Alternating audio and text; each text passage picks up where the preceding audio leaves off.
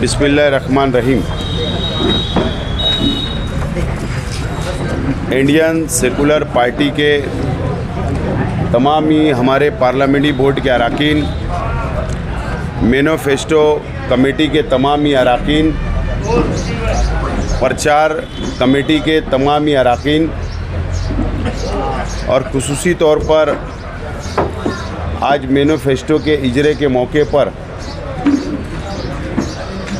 हमारे साथ मौजूद ताहिरा शेख रशीद साहिबा, हाजी मजीद साहब बखारवाला साहब खुसूसी तौर पर आज हमारे साथ मौजूद है। मैं आए हुए तमाम ही हमारे प्रिंट मीडिया, इलेक्ट्रॉनिक मीडिया के तमाम ही साथियों का मैं शुक्रिया अदा करता हूं कि आज हमारी दावत पर आप लोग यहां पर तशरीफ़ लाए। मालेगांव शहर और महाराष्ट्र में महाराष्ट्र असेंबली का इलेक्शन चल रहा है और 20 तारीख को महाराष्ट्र असेंबली का इलेक्शन होगा, वोटिंग होगी और सभी सियासी पार्टियां अपने अपने तौर पर इलेक्शन प्रचार कर रही है, वोट मांग रही है। और मालेगांव शहर से मैं तीसरी मर्तबा असेंबली का इलेक्शन लड़ रहा हूं, उम्मीदवारी कर रहा हूं और आज हम लोगों ने मालेगांव शहर की आवाम के लिए मैनिफेस्टो, हमारा आइंदा का जो लाएमल होगा, जो शहर की आवाम से हम वादा कर रहे हैं, मैनिफेस्टो आज हमने डिक्लेयर किया और ये मैनिफेस्टो की कॉपी हमारी अपनी कोशिश होगी कि शहर के हर मकानात तक, हर घर तक, हर वोटर तक पहुँचे। ये हमारी अपनी कोशिश होगी। मालेगांव शहर की एक तारीख रही, साबिर सत्तार साहब जो पहले एमएलए, हारून अहमद अंसारी साहब, निहाल अहमद साहब, आयशा हकीम साहिबा, हाजी सब्बीर अहमद सेठ और हमारे लीडर शेख रशीद साहब, ये हमारे लीडरान ने हमेशा शहर में तामीर व तरक्की की सियासत की, शहर को आगे ले जाने की कोशिश की, शहर की आवाम के लिए वो खिदमत करते रहे और हमेशा तामीर व तरक्की के नाम पर वोट मांगा। और उसी को बरकरार रखते हुए, रिवायत को बरकरार रखते हुए शेख रशीद साहब ने जो हमें सिखाया, शेख रशीद साहब के बताए हुए रास्ते पर आगे बढ़ते हुए हम लोगों ने भी वोट जो हम लोग मांग रहे हैं शहर में, वो तामीर व तरक्की के नाम पर हम वोट मांग रहे हैं। और इंशाअल्लाह 10 दिन बचा हुआ है, ये 10 दिन भी हमारी कोशिश होगी कि तामीर व तरक्की के नाम पर वोट मांगी जाए। दोस्तों और साथियों, हम लोगों ने, मैं बहुत ज़्यादा तफसील नहीं बताऊंगा, लेकिन सेहत, हेल्थ के ऊपर हम लोगों ने शहर की आवाम से वादा किया है कि अच्छी सहूलत शहर की आवाम को मिले। यह हमारी अपनी कोशिश होगी। बाकी डिटेल हम आवाम अखबारात के ज़रिए और मैनिफेस्टो आवाम तक पहुँचाएंगे तो तफसील हम आवाम को बताएंगे। इसी तरीके से स्पोर्ट्स के लिए, नौजवानों के लिए, खेलकूद के लिए भी हम लोगों ने वादा किया है। रोज़गार के लिए, नौजवानों को रोज़गार मिले, हम लोगों ने इस मैनिफेस्टो के अंदर वादा किया है। उसी के साथ साथ शहर की तामीर व तरक्की के लिए, शहर के अंदर तामीरी काम हो, शहर के अंदर बड़े बड़े कॉलेजेस आए, इसके लिए भी हम लोगों ने वादा किया है। तालीम के लिए भी हम लोगों ने नौजवानों को आगे बढ़ाने के लिए, तलबा और तालबात के लिए आला तालीम तक भी हम लोगों ने इस मैनिफेस्टो के अंदर वादा किया है। MPSC UPSC कोर्सेस मालेगांव शहर के अंदर क्लासेस शुरू रहना चाहिए, इसके अंदर भी हम लोगों ने वादा किया है। सनत के लिए जैसा मैंने कहा एक जलसे से कि 24 पावर लूम तक सोलार पैनल फिट करने का जो वादा मैंने जलसे से किया था, और आज दोबारा उसको मैं रिपीट कर रहा हूँ, वादा कर रहा हूँ शहर के बुनकर भाइयों से कि 24 लूम का कारखाना होगा तो उसके ऊपर हुकूमत की जानिब से मुफ्त में सोलार पैनल लगाने का भी हम लोगों ने इस मैनिफेस्टो के अंदर वादा किया है। और बाकी पावर लूम सनत के लिए और भी हमने उसके अंदर वादे किए हैं। और खुसूसी तौर पर साइजिंग का जो कानून म्युनिसिपल कॉरपोरेशन का MRTP एक्ट के अंदर जो साइजिंग के नाम सर परमिशन नहीं मिलता है, अभी तक वो कानून में तरमीम नहीं हुई है, वो तरमीम करने का भी वादा हम लोगों ने किया है। 5% जो घर पट्टी नल पट्टी जो बढ़ती चली आ रही है, कई लोग अलग अलग इसके ऊपर अपनी राय देते हैं, कोई लोग मुखालिफ में राय देते हैं, हमारे मुखालिफ कुछ लोग हिमायत में बोलते हैं। ठीक है, हर इंसान को आज़ादी है अपनी बात रखने का, मैंने कभी भी उसका जवाब नहीं दिया, लेकिन असल में वो कम मालूमाती लोग हैं जो मेरे मुखालिफ बोलते रहे। असल में एक स्कीम किसी सरकार की होती है, जो मरकज़ी हुकूमत की वाटर सप्लाई की जो स्कीम थी उसके अंदर या एग्रीमेंट के अंदर हमको म्युनिसिपल कॉरपोरेशन को उस वक्त तो लिख कर देना पड़ा, लेकिन जब वो स्कीम कंप्लीट हो जाए तो वो बंद हो जाएगी, ये मुझे समझता है कानूनी।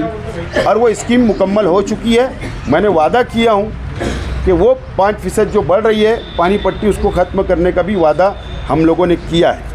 ये 5 सालों के अंदर शहर की आवाम ने देखा है कि FDO ऑफिस 3 माले पर, नेशनलाइज्ड बैंक नदिया के उस पार, खरीदी बिक्री का ऑफिस और दूर चला गया, ऐसे तमाम ही ऑफिसेज जो गवर्नमेंट की है वो हमसे दूर होते चले गए।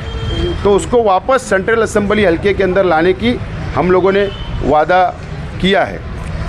ट्रक मालकान के लिए या ट्रक के लिए हम लोगों ने वादा किया है कि ट्रक हमारे शहर के अंदर खड़े करने जगह नहीं है, पार्किंग के लिए जगह नहीं है, तो हाईवे के ऊपर एक बड़ा जगह लेकर वहाँ पर पार्किंग का नज़्म हो, इसका भी हम लोगों ने वादा किया। ज़िले की डिमांड हमेशा होती आई है, हम लोग कोशिश करेंगे कि ज़िला के लिए कोशिश करेंगे कि ज़िला का भी ज़िला बनना चाहिए, ये भी हम लोगों ने वादा किया है। और हमने बहुत अहम वादे किए हैं कि शहर में 2 अजीम इस्लामिक सेंटर बनाने का हम वादा कर रहे हैं शहर की आवाम से। एक आला हज़रत इमाम अहमद रज़ा रज़ियल्लाहु ताला अन्हु इस्लामिक सेंटर बनाने का 5 करोड़ रुपये से इस्लामिक सेंटर बनेगा, ये भी हम वादा कर रहे हैं। दूसरा इस्लामिक सेंटर शेखुल इस्लाम मौलाना हुसैन अहमद मदनी साहब के नाम से भी बनाने का वादा आज हम कर रहे हैं। बाकी 110 मस्जिद और मदरसे को सोलार लगा, बाकी मस्जिद और मदरसे को सोलार लगाने का भी हम लोग आज यहाँ पर वादा कर रहे हैं। कई लोगों की डिमांड आ चुकी है मदरसा और मस्जिद की 250, तो इंशाल्लाह उसको भी हम पूरा करने की कोशिश करेंगे। वक्फ बोर्ड का जो काला कानून मरकज़ी हुकूमत लाई है, अगर मरकज़ी हुकूमत ने उसको पास कर दिया तो वो रियासत के अंदर लागू होगा, तो रियासत में जब वो लागू होगा तो मुसलमानों की प्रॉपर्टी, वक्फ बोर्ड की प्रॉपर्टी, मस्जिद, मदरसा, कब्रस्तान, ईदगाहों पर वो अमल उनका हो जाएगा कलेक्टर का, तो उससे लड़ने का काम और वक्फ बोर्ड के मसाइल पर नुमाइंदगी करने का भी हम लोगों ने वादा किया इंशाअल्लाह। और एक अहम हम लोगों ने इसके अंदर वादा किया है कि किराए के मकान पर, जो लोग किराए के मकान पर अलग अलग किराए के मकानात के अंदर रहते हैं, हमारे गरीब भाई, आज उनको पैसा नहीं है, उनके पास उनका जाती मकान नहीं है, तो इंशाअल्लाह हमने ये वादा किया है कि अगर जो लोग किराए के मकान में रहते हैं तो उनको घरकुल योजना, जो 16,000 मकानात बने हैं साइना और मालदे के अंदर, इंशाअल्लाह उनको वहाँ पर घर दिलाने का, उनको मालक बनाने का भी वादा हम लोगों ने इसके अंदर किया है। हमारे ऑटो रिक्शा के जो साथी है, ऑटो रिक्शा के जो साथी हमारे, उन लोगों को परमिट मिले और उन लोगों की तमाम ही सहूलत, चाहे ट्रैफिक से हो चाहे आरटीओ से हो, उनके लिए भी हमने इसके अंदर वादा किया है। बहरहाल मैं इसके अंदर तफसील हम आवाम को बताएंगे। बहुत ज़्यादा लंबा मैं यहाँ पर इंटरव्यू या मेरी बात नहीं रखना चाहता हूँ। बहरहाल हमारे बुज़ुर्गों ने, साबिर सत्तार साहब, हारून अहमद अंसारी साहब, शब्बीर सेठ साहब, काजी अब्बास अली साहब, आयशा हकीम साहिबा, नसीम मीना नगरी साहब और ऐसे हमारे पुराने जो बुज़ुर्ग हमारे लीडरान थे, जो हमको रास्ता बताया उन्होंने शहर की तामीर व तरक्की का, सबको साथ लेकर चलने का, सबका विकास करने का, सबका डेवलप करने का, गरीब अमीर मज़दूर बुनकर तमाम ही लोगों को साथ लेकर चलने का। और ये मस्जिद और मीनारे को शहर को आज ज़रूरत है कि एक मजबूत क़यादत महाराष्ट्र असेंबली के अंदर रहना चाहिए, क्योंकि शहर के अंदर दबदबा ख़त्म हो चुका है। शहर 5 साल पूरी तरीके से खंडर हो चुका है। शहर के अंदर अलग अलग मुसीबतें 5 साल आई। फ़िरका परस्त मालेगांव शहर के आवाम पर हावी रहे 5 साल और आज के एमएलए साहब मुकम्मल तौर पर नाकाम हो गए। इसके लिए शहर की आवाम बदलाव चाह रही है। आवाम ने जहन बना लिया है बदलाव का।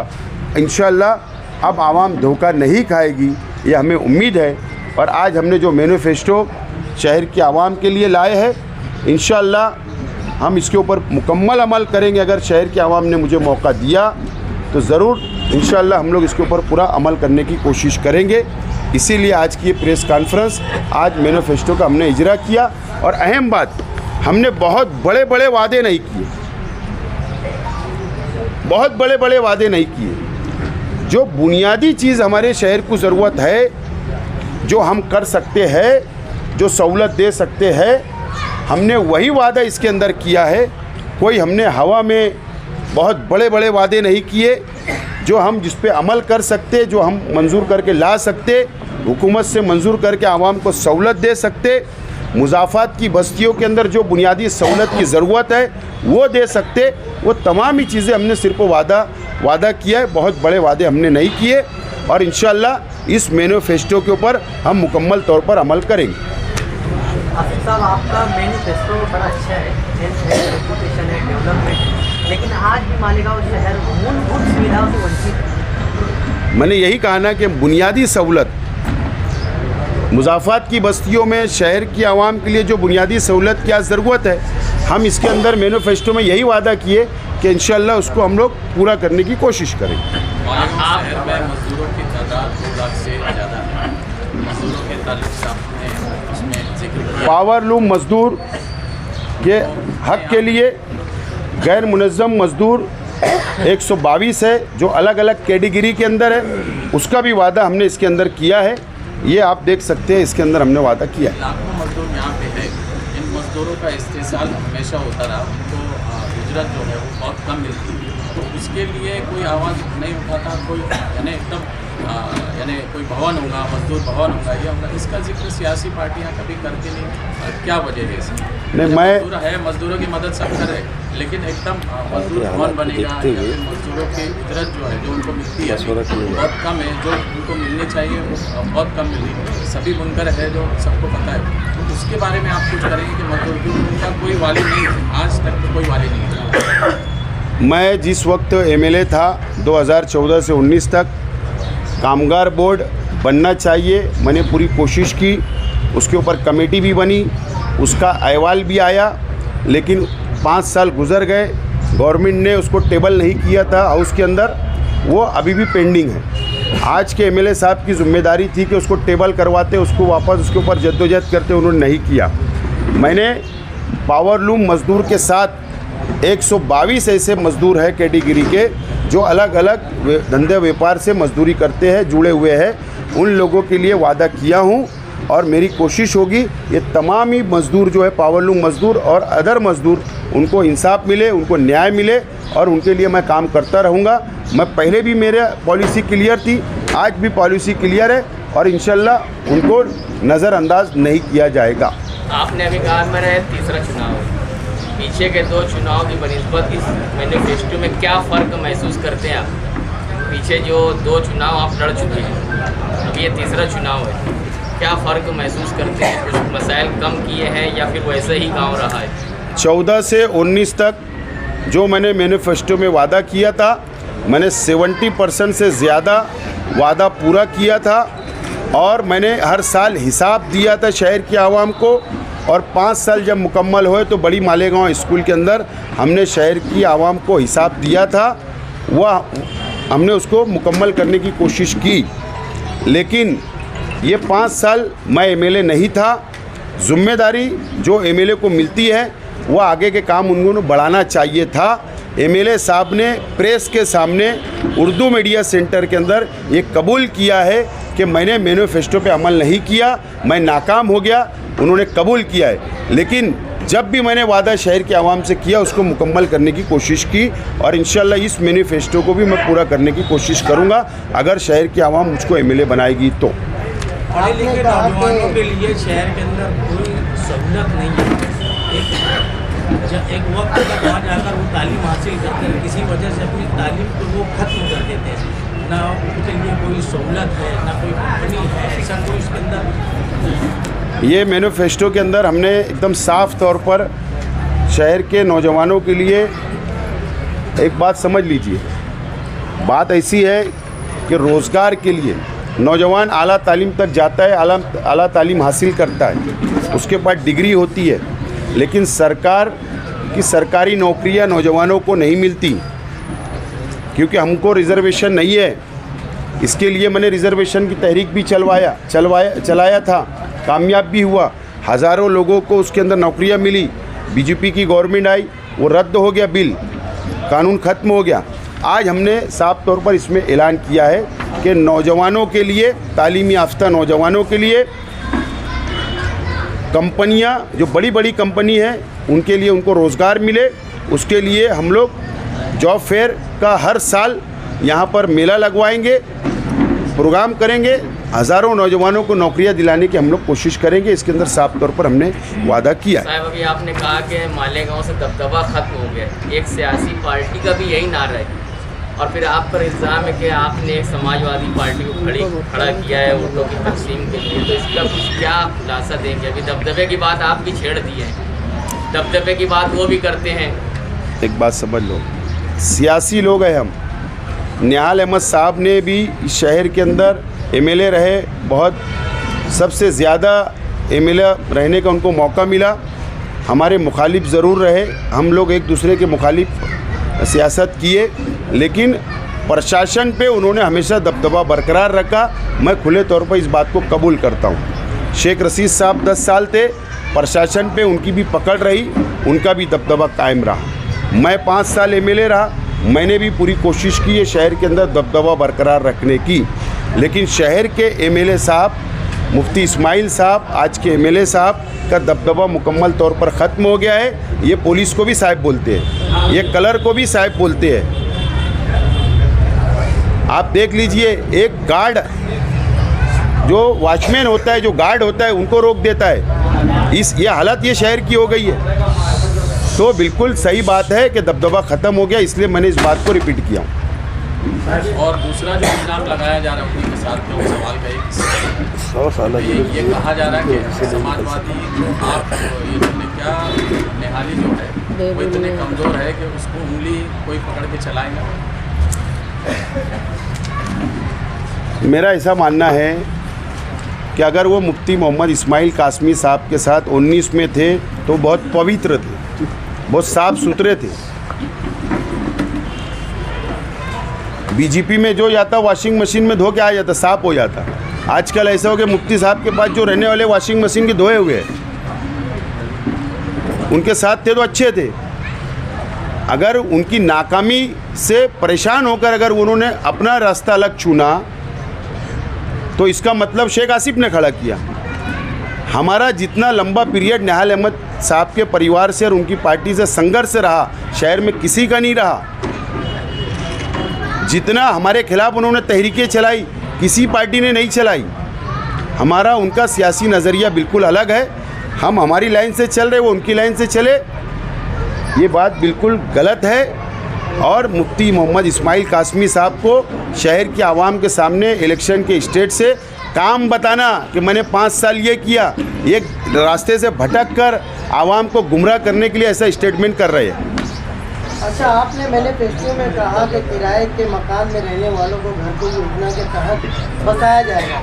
ऑलरेडी 11,000 कॉलोनी में काफ़ी सारे परिवार रहते हैं, मगर वो पूरा इलाका बुनियादी सहूलत से महरूम है। ना अच्छे स्कूल है, ना अच्छे दवाखाने हैं, ना आने जाने के लिए ऐसा कहा था बसों का इंतज़ाम ही हो। ज़्यादातर मजदूर तबके की कमाई रिक्शा के भाड़े में जो चली जाती है। क्या कहेंगे आप, अगर इस तरह का आप करते हो तब क्या सहूलत मिलेंगी उन लोगों को ये सारी चीज़ें?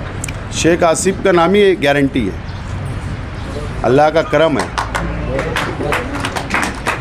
ये मेरी क्रेडिट है कार्यकर्ताओं की मेहनत से, और जो मैं काम करता हूँ उसको मुकम्मल करता हूँ, यही मेरी गुडविल मैंने बनाया हूँ सियासत में। और जो मैं वादा कर रहा हूँ कि जो लोग किराए के मकान में रहते हैं उनको वहाँ पर उनका जाती मकान दिलाने के लिए मैं गवर्नमेंट लेवल के ऊपर लड़ाई लड़कर कोशिश करके उनको दूंगा, नंबर 1।